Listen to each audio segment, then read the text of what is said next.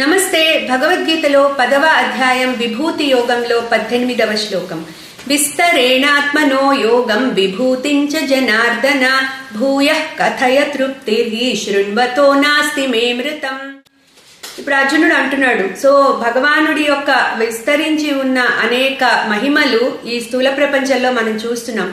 So ఏ విధంగా ఆయన్ని మనం ఇక్కడ తెలుసుకోవాలో నాకు అర్థం కావట్లేదు, నువ్వే చెప్పు అన్నాడు.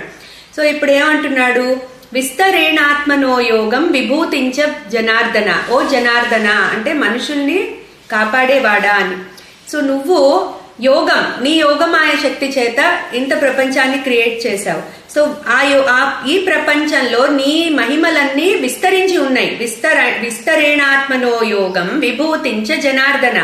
సో నువ్వు నీ యోగమాయ శక్తి చేత చేసిన ఈ స్థూల ప్రపంచంలో, ఈ స్థూల సృష్టిలో నీ మహిమలు అనేక రకాలుగా విస్తరించి ఉన్నాయి.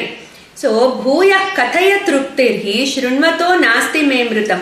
ఇంకొకసారి మళ్ళీ ఆ మహిమలన్నీ చెప్పు నాకు, ఎందుకంటే నువ్వు నీ అమృతం లాంటి నీ మాటలు ఎంత విన్నా నాకు ఇంకా తృప్తి కలగట్లేదు, ఇంకా ఇంకా వినాలనిపిస్తోంది. శృణ్వతో నాస్తి మే మృతం.